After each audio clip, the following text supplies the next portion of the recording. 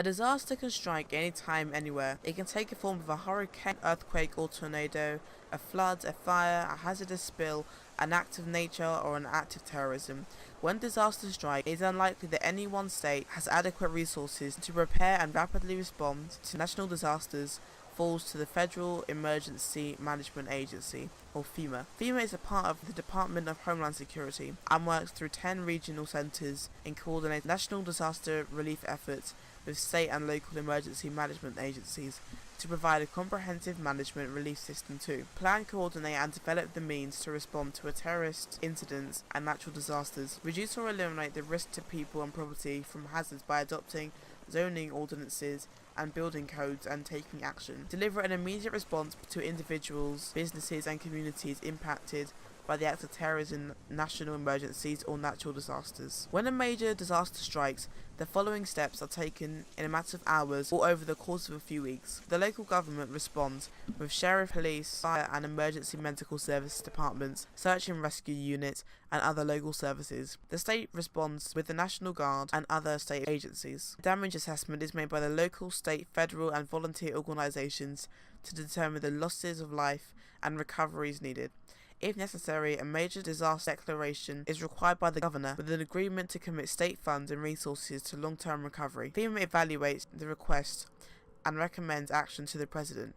The President approves the request and declares a national disaster or denies the request. FEMA manages 3 categories of assistance programs: individual assistance, public assistance, and hazard mitigation assistance. Disaster assistance services are activated upon the President's disaster declaration. However, the assistance provided is generally determined by the needs found in the damage assessment. Individual assistance programs. In disaster-declared areas, FEMA programs provide assistance to individuals, households, and small businesses who have suffered losses that are not covered by insurance. Types of assistance provided include temporary housing, housing repair and replacement grants and loans, permanent housing construction assistance in unusual situations, insular areas or remote locations, individual or household grants or loans for medical, dental, federal, personal, property, transportation, moving and storage or other expenses approved by FEMA, businesses physical disaster loans to repair and replace buildings including inventory and supplies, economic injury disaster loans to provide capital for small businesses during the recovery period, disaster unemployment assistance benefits, crisis counselling, legal assistance with insurance claims, landlord-tenant problems, consumer protection matters, replacement of wills and other legal documents, and special assistance to lower-income individuals and taxpayers' assistance. Public assistance programs. State and local government agencies and certain private non-profit organisations providing critical services are provided federal funds to repair, restore, reconstruct or replace public facilities or infrastructure damaged or destroyed by a disaster. Projects receiving public assistance fall into the following categories: debris removal, emergency protective measures, roads and bridges, water control facilities, public buildings and their contents, public utilities,